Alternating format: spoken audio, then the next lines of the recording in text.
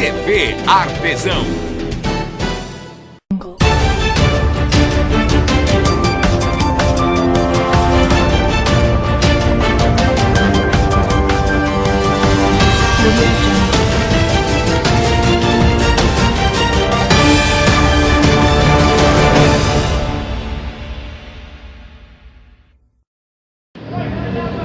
Olá, eu sou o professor Antônio e mais uma vez é uma grande satisfação estar gravando esse programa por sua TV Artesão e principalmente aqui no programa Artesão na Política.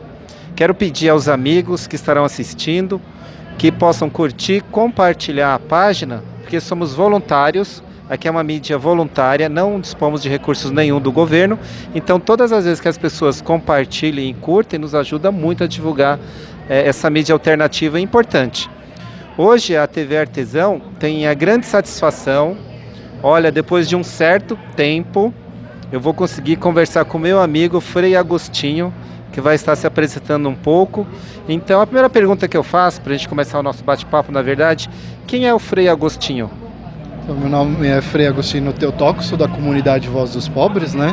É uma comunidade que faz parte dos novos movimentos e comunidades e carisma da Igreja Católica Apostólica Romana e atuo aqui na Arquidiocese de São Paulo. O meu trabalho é em atuar junto com o Vicariato do Povo de Rua e trabalhar junto com o Padre Júlio nas várias dificuldades e necessidades do povo de rua. Muito bom, então você vê que ele já tem uma grande referência, né? O Frei Agostinho atua juntamente com um grande líder, né? Padre Júlio Lancelotti. Como foi o seu chamado para essa vida sacerdotal? Que a gente sabe que não é uma vida difícil, assim, fácil, né? É uma vida bastante difícil.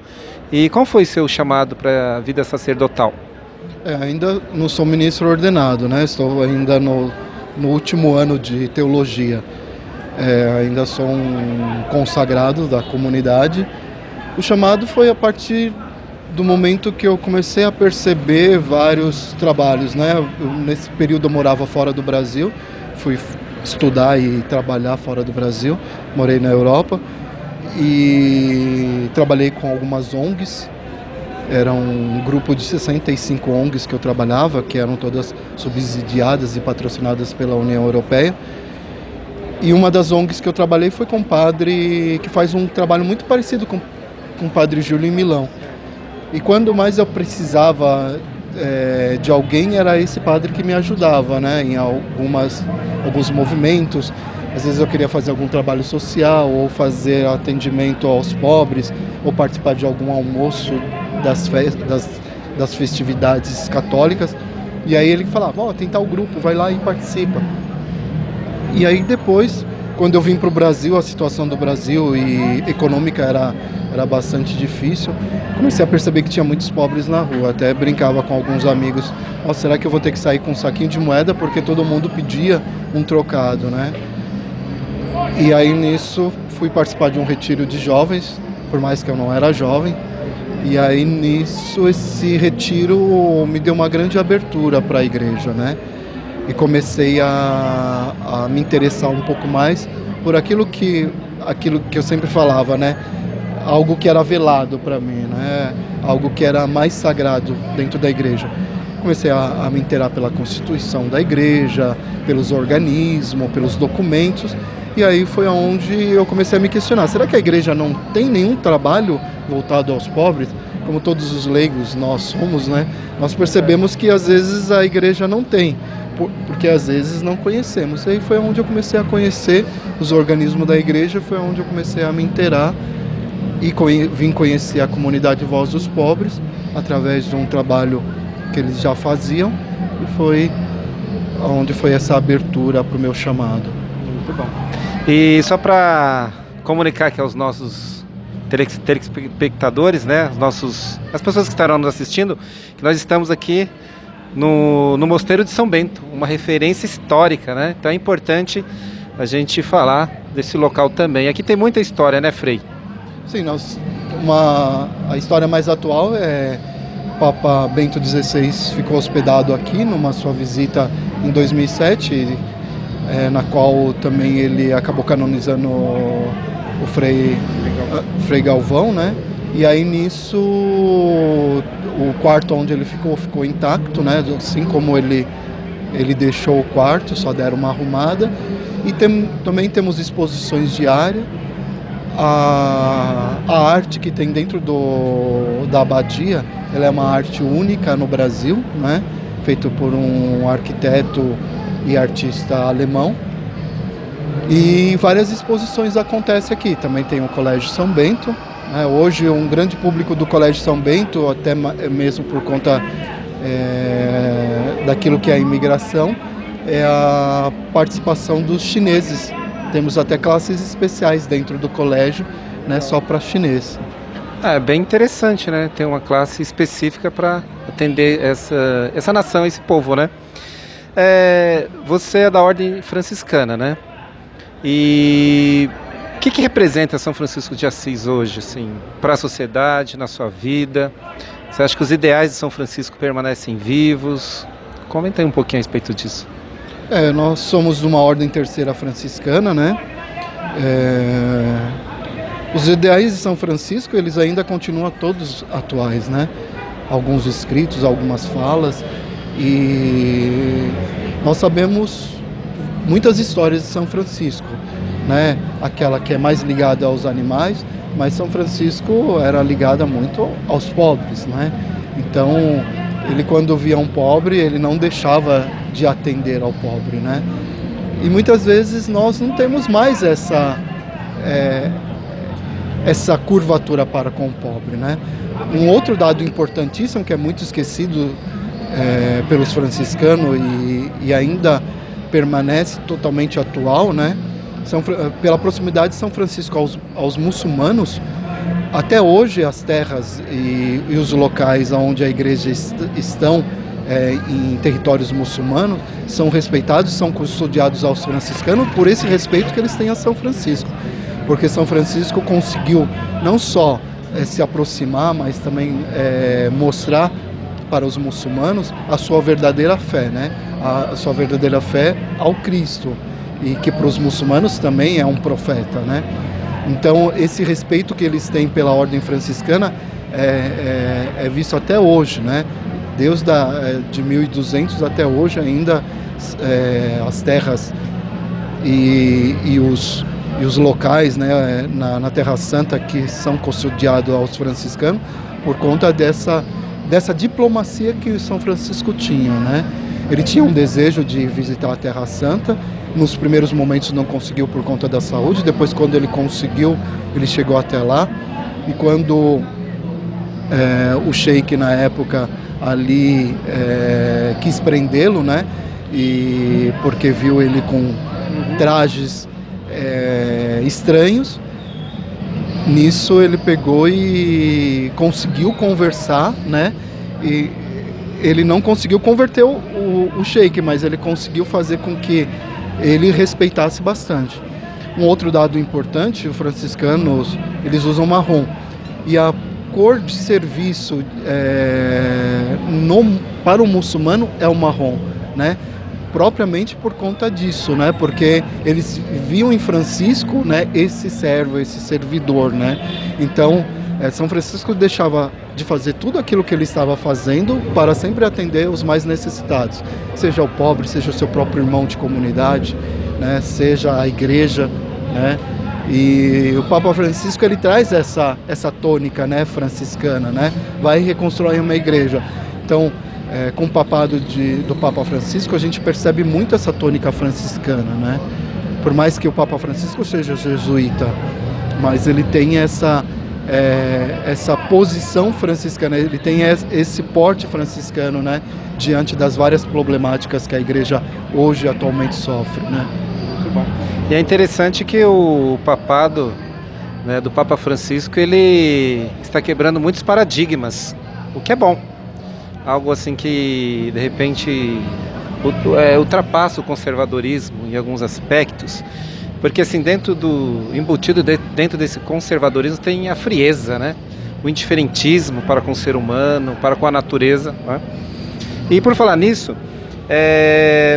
você viveu o período da teologia da libertação, chegou a ter algum contato com o próprio Frei Leonardo Boff? Porque você é jovem também, né? Sim, tenho 45 anos. O período que eu vivi foi quando as comunidades de base elas começavam a se constituir, né? Foi bem no período que eu tinha mais ou menos entre 10 anos. E aí nisso eu via que as comunidades de base no bairro elas eram muito atuantes, né? Existia na paróquia na paróquia de origem onde eu recebi a primeira Eucaristia, que é a São Patrício no Rio Pequeno. Existia ciclos de cinema, existia ciclos de debate sobre algum argumento. Existia toda uma construção também de uma política social também, né? E de políticas públicas no bairro. Nós tínhamos problemas com alagamento no bairro, nós tínhamos um problema de violência muito grande no bairro, nós tínhamos uma falta de saneamento básico no bairro. Por mais que o bairro ele fosse no local onde tinha bastante hospitais, mas também nós tínhamos carência nesse sentido. Então, as comunidades de base, junto com os vários pastorais, elas fizeram um trabalho no bairro muito importante. Eu saio depois da igreja, quando eu comecei a perceber um movimento mais carismático na igreja, e aí comecei a perceber, achando que a igreja ia se transformar num movimento mais carismático, por não conhecer o movimento, né? E aí depois eu me afastei da igreja aqui no Brasil, e quando eu tive a oportunidade de viajar e morar fora do país, foi onde eu consegui ter outros contatos, né, com a igreja. E ali eu revi que aquela teologia que não estava mais presente aqui, ali em alguns padres, em algumas comunidades se vivia, né? Conseguia ali visitar também alguns trabalhos sociais, junto de presos, junto de menores infratores, e fazer algumas atividades também com o povo de rua na arquidiocese, na cidade de Milão, né? Muito bom. Você falou das SEBs, né, das comunidades eclesiais de bases, né, as SEBs, que teve um período assim muito forte mesmo de atuação, né, onde muitas melhorias foram conquistadas, né? A próxima pergunta, Frei Agostino, que eu te faço, assim, dá para conciliar ou tentar caminhar junto política e religião? Sim, é importante. Eu acho que cada um tem que ter as suas responsabilidades. Muitas das vezes os políticos não têm aquela responsabilidade, alguns, principalmente aqueles que se elegem com votos católicos ou até mesmo de outras religiões, eles não têm um compromisso com as suas religiões, nem com o seu baixo clero, né? Então eu percebo e vi nessas últimas eleições, principalmente, que aqueles políticos católicos não tiveram nenhum empenho com o seu público, né? E aqueles políticos também que são protestantes não têm o seu empenho. Hoje eles estão muito mais a serviço da bancada do seu partido, né, e dos seus interesses mútuos do que propriamente dos seus grupos, né?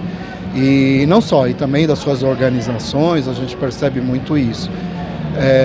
A igreja ela tem uma grande responsabilidade, sim, e dentro dos vários organismos da CNBB, que são bem subdivididos, cada bispo ou cada padre que está à frente das suas coordenações, eles têm que, sim, né, chamar a sociedade, não só a sociedade política e a sociedade civil, a uma maior responsabilidade, né?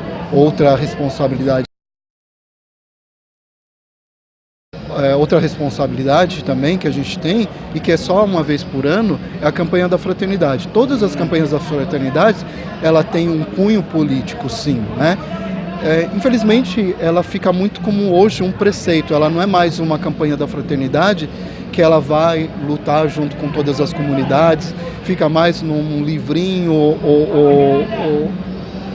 ou em adquirir mais uma parte espiritual, religiosa, do que propriamente ir trabalhar naquilo que são os textos bases, né, da campanha da fraternidade. A próxima campanha da fraternidade 2019 será visando as políticas públicas.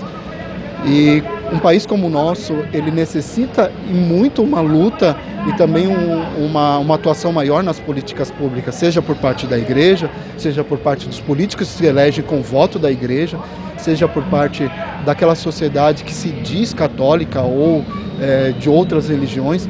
Eles têm que ter um maior compromisso, sim, uma responsabilidade, sim, com o povo que elegeu eles, através dos votos religiosos, né?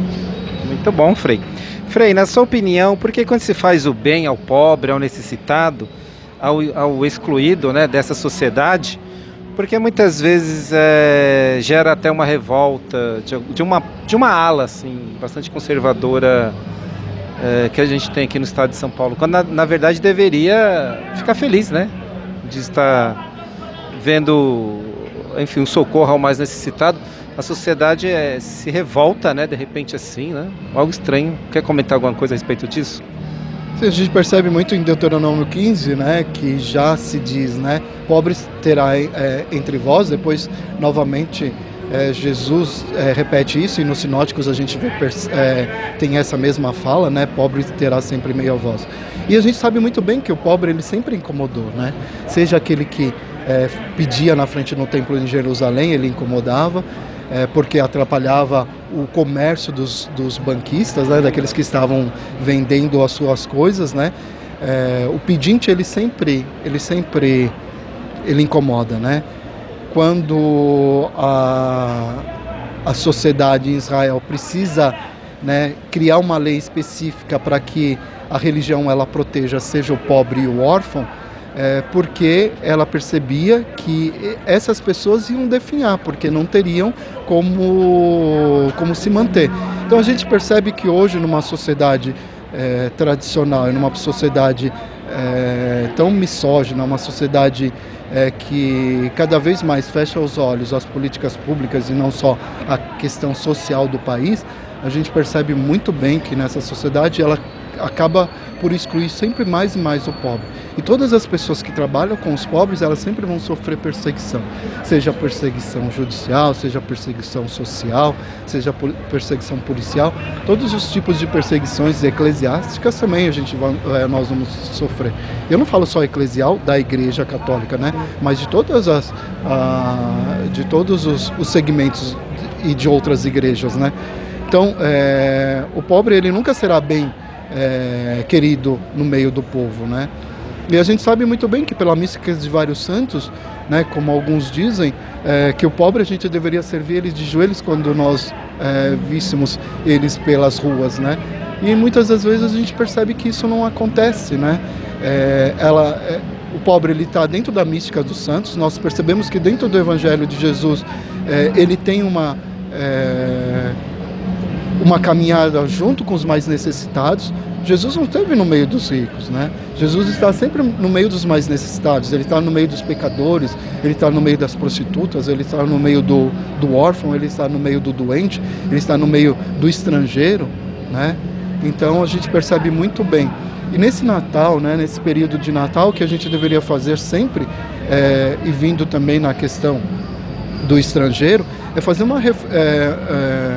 fazer uma reflexão sobre quem é a pessoa de Jesus, né? E o quanto ele sofreu. Ele precisou de sair da sua terra, ele precisou de ser levado para os seus pais até uma terra vizinha, até o Egito, porque a sua família estava sendo perseguida pelo um poder, né, pelo império. E aí quando ele retorna, ele retorna também já como quase estrangeiro, né? Jesus não era acreditado na sua própria pátria, né? Jesus não era visto como quase um ninguém, né? Era visto como um louco em certos momentos, né? E a gente percebe que depois na sua pastoral, né, no seu período pastoral, a gente percebe que há uma loucura de Deus, né, no enviar o seu filho, né? E é assim a vida de quem trabalha com as pastorais sociais, é assim quem trabalha com o povo de rua, é assim quem trabalha com os presos, é assim quem trabalha com os doentes, e por aí vai. É verdade, e é muito triste quando se cria esse muro, né, para impedir os estrangeiros, imigrantes, né, de buscarem socorro em outro país, né, é lamentável, né. Aproveitando, já que você falou em pastoral, eu quero mandar um abraço aqui, aliás, nós queremos mandar, porque você conhece essa pessoa também que eu vou citar aqui, da Pastoral do Menor, Sueli Camargo. Sim. Sueli Camargo, então aqui, ó, fica o nosso abraço carinhoso para você, para o Padre Júlio Lancelotti, e aproveito também para mandar um forte abraço para o Padre Pedro, da Paróquia Cristo Redentor, lá do setor Cidade Líder Itaquera. Agostinho, vou dar uma polemizada aqui, né? Ó, eu gostaria que você comentasse a respeito de uma frase triste, né? Que a gente sempre escuta dentro da sociedade. Que é essa daqui, ó, que você está até lendo aqui, ó. Como ser cristão e dizer que bandido bom é bandido morto? Não é uma polêmica isso, né? Isso é uma falta de respeito até, né? Com a pessoa, né? E muitos cristãos adotam isso, né? E isso é muito triste. Muitos defendem, contra o aborto, mas ele é a favor da morte do bandido, né? Agora está nessa polêmica que o filho do presidente resolveu vai apresentar um projeto de lei de pena de morte para crimes hediondos, crimes mais graves, de tráfico de droga, e muitos estão apoiando isso, né? Eu acho uma palavra de mau gosto e endossada muitas vezes por religiosos também, né? Então, se nós somos cristãos de verdade, né, somos pelo Deus da vida, por que a gente tem que desejar a morte a uma pessoa que cometeu um erro na sociedade, né? Se é um pecado também, né, como a gente percebe muitas vezes, que seja perdoado. E que essa pessoa, se ela tiver que cumprir, né, por ordem judicial uma prisão, uma detenção, ela vai cumprir. Depois que ela pagou, teve seu pagamento perante a justiça e aos homens, pronto, acabou. Não sei por que tem que se estigmatizar cada vez mais. Essa semana passada eu estive na Defensoria Pública e o tratamento na Defensoria Pública Criminal, e o tratamento ali dentro é um tratamento ainda de extensão interna dos presídios, seja dos seguranças terceirizados, seja da polícia militar que está ali. Os únicos que não tratam as pessoas mal, que eu percebi, são os defensores, alguns atendentes do judiciário. Mas eu percebo que vão ali pessoas assinar, né, porque estão em alguma medida provisória, alguma medida socioeducativa, vão ali mães, né, de detentos procurar assistência, vão ali pessoas de pastorais como eu, e porque eu tenho que ser atendido dessa mesma forma como é atendido dentro do presídio. E aí até polemizei ali um pouco, né? Por que atender desse jeito tão mal as pessoas? Né? Elas já saíram já do presídio. Por que você tem que estigmatizar, tem que colocar cada vez mais na sua pele, o endossado nessa pessoa, que ela está dentro de um sistema prisional? Ela já saiu já do sistema. Então, a gente percebe muito bem que as várias frases, não só essa, como tantas outras que a gente vê, sempre em detrimento dos que mais são perseguidos, aqueles que mais sofrem, aqueles que têm os seus vários problemas, seja com a justiça, seja na sociedade, a gente sempre percebe, né, que há sempre um desprezo para com essas pessoas. E eu acredito num Deus que veio para libertar seu povo. Ele não veio para a cada vez mais escravizar seu povo ou apontar para o seu povo. Eu acredito num Deus que seja justiça para os justos, não um Deus que seja justiceiro, né? Que vai ali, que mata e que aponta o dedo e que fala. Talvez eu acho que hoje o que mata mais no mundo cristão, não só no cristão, mas na vida, é a língua, né? É o apontar, né? Às vezes se aponta um dedo, né? E isso mata mais, condena mais do que propriamente uma canetada de um juiz, né? É verdade. Recentemente, dia 14 de dezembro, completou 2 anos do falecimento de Dom Paulo, né? E enquanto você explanava sobre sua explicação, me veio à mente esse ícone em defesa dos direitos humanos, da justiça social. E para você, o que representou Dom Paulo e qual o legado que ele deixou de vida para você, Frei? Felizmente eu não consegui viver dentro, né, do seu bispado aqui na Arquidiocese de São Paulo. Vivi quando era criança, mas hoje como religioso não vivi. É uma falta, a gente sente uma grande falta de bispos empenhados e que tenham um olhar maior social, né? Foi Dom Paulo que criou a Pastoral do Povo de Rua, né? Foi Dom Paulo que criou também a Pastoral de Fé e Justiça, né? E tantos outros organismos dentro da igreja. Nós tivemos um dia depois dos 2 anos do seu falecimento, a criação do Parque da Juventude como Parque Dom Paulo Evaristo Arnes, esse parque onde era o complexo do Carandiru, né? Então hoje é um parque ali ali no Carandiru, onde leva o seu nome. Hoje eu vivo mais os escritos, das saudades dos amigos, né, das pessoas que estiveram muito presentes com ele, do próprio Padre Júlio, que comenta algumas coisas, leio algumas coisas sobre, né, sobre Dom Paulo, vi o documentário, leio algumas coisas que Dom Paulo escreveu e deixou muito legados. Dom Paulo produzia muitas coisas, né, tem bastante coisas, né, escritas. Aquele livro Brasil Nunca Mais, né, que fala sobre a ditadura militar. Dom Paulo foi muito enfático na ditadura militar, ele lutou muito, né, contra a perseguição, ia visitar presos políticos nas cadeias onde eles estavam e pedia a liberação, né, e muitas vezes tramaram contra Dom Paulo, né, mas a gente percebe que o profeta, né, que os profetas eles incomodam, assim como o Padre Júlio Lancelotti, que para mim é de grande inspiração, né, e também a família de Dom Paulo, né, na pessoa da senhora Zilda Arnes também, que junto com a Pastoral do Menor, que foi criado por ele também, né, e ele incentivou a sua irmã a criar, e não só a sua irmã a criar esse tipo de organismo, mas ele incentivava os leigos a trabalharem, né, para um bem comum, assim como franciscano ele era. Então a palavra bem comum para o franciscano, ela tem que estar muito presente. Para mim também tem que estar muito presente, que nós temos que ter um bem comum, né? Que a gente tem que lutar para o bem comum das pessoas, não só para o seu sobreviver, mas também para o seu viver.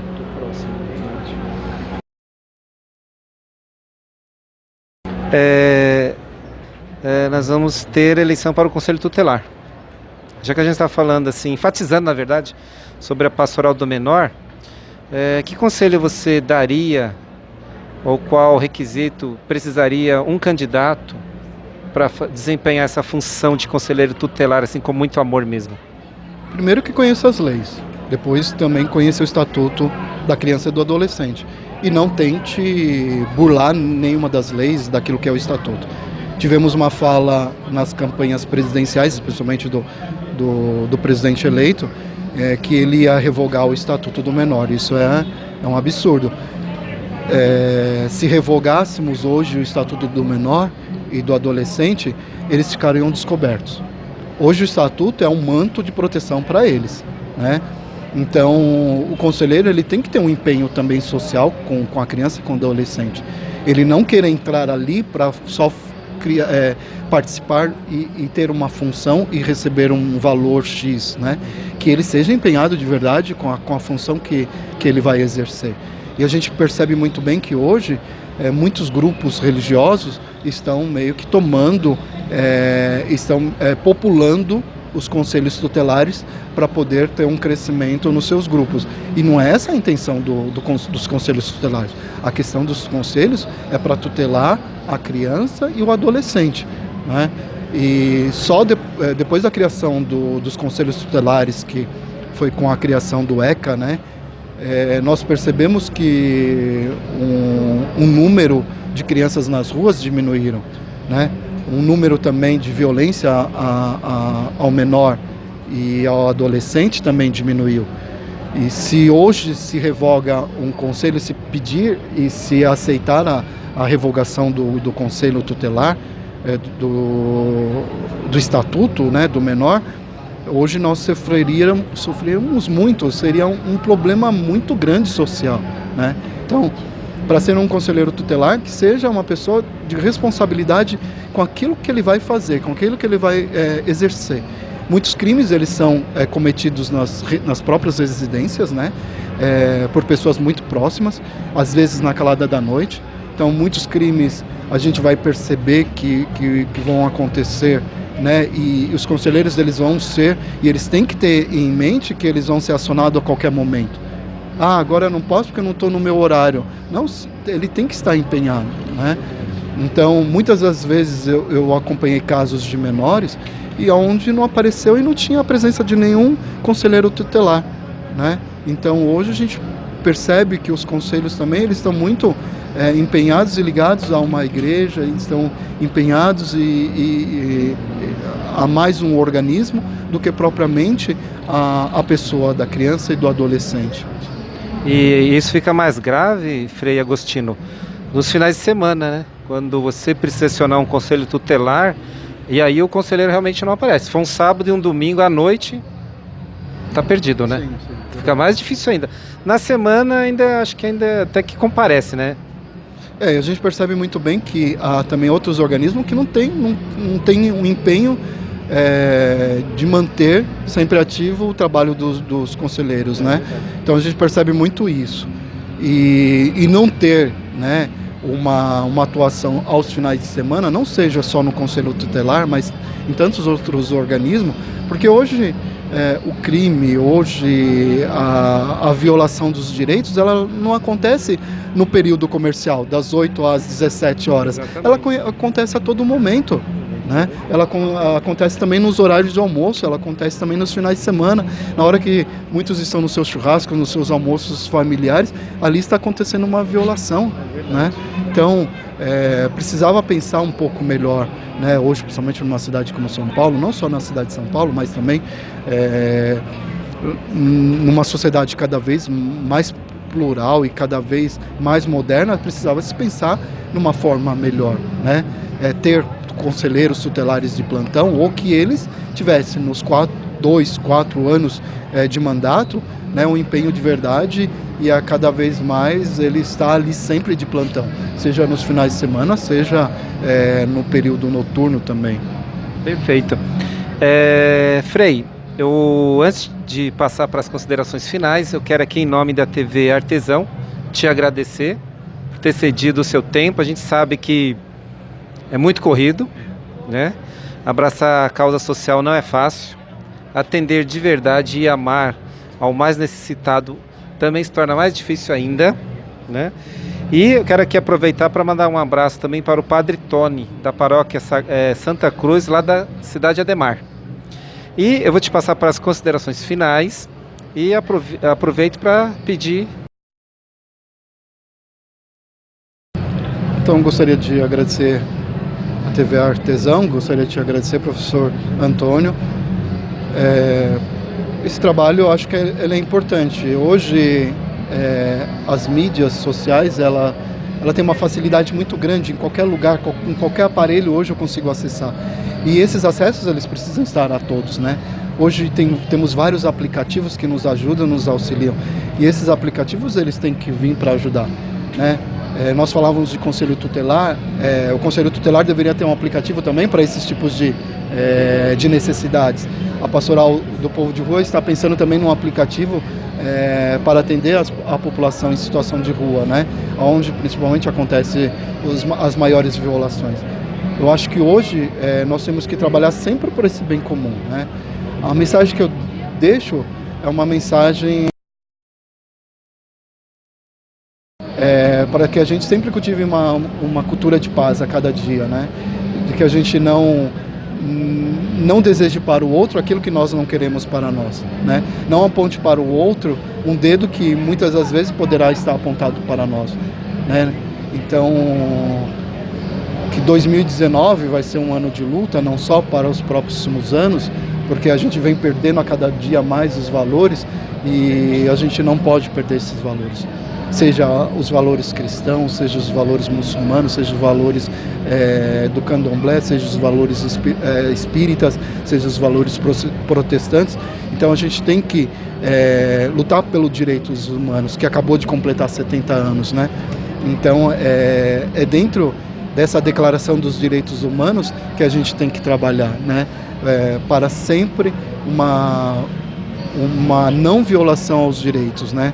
E que, sabendo-se muito bem, se violarem o direito de um humano, estarão sendo violados os nossos direitos, né? As pessoas acham que os direitos humanos é só para os humanos. Não é para os humanos. Os direitos humanos servem para qualquer pessoa, né? Porque lá está declarado tantas coisas. E engraçado que a nossa Constituinte, ela necessitou dos direitos humanos para criar a sua Carta Magna, né? Nosso país, ele tem um pé nos direitos humanos. Então, por que não defendermos, né, esses direitos? é o que eu desejo, o que eu espero sempre das pessoas, né? Respeite a cada dia mais as pessoas em situação de rua. Cada um tem sua história, cada um tem seus vários problemas, né? As pessoas, elas vieram de uma família, né? Elas têm números de documentos também, elas são reconhecidas pelos governantes e deveriam ser reconhecidas mais políticas públicas para essa classe, né? Então, que as pessoas sejam respeitadas, né? Você quer deixar algum contato da ordem? Enfim, quer divulgar um pouco mais do seu trabalho, Frei? Sim, a comunidade Voz dos Pobres, ela trabalha diretamente com as pessoas em situação de rua.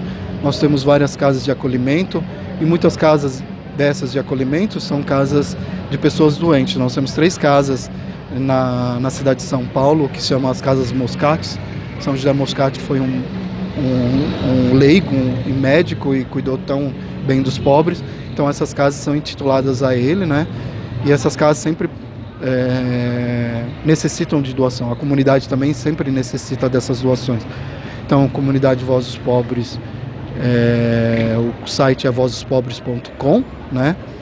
E quiserem também me seguir nas redes sociais, é Frei Agostino Theotokos, né? Estou no Instagram, estou no Facebook, no Twitter, então é só seguir lá nas redes sociais. Frei, muito obrigado mais uma vez, tá, por essa entrevista, e muito obrigado a você que estará assistindo, curtindo e compartilhando a TV Artesão e essa bela entrevista. E nada melhor do que terminar com aquela saudação franciscana de sempre. Qual é? Paz e bem. Paz e bem a todos.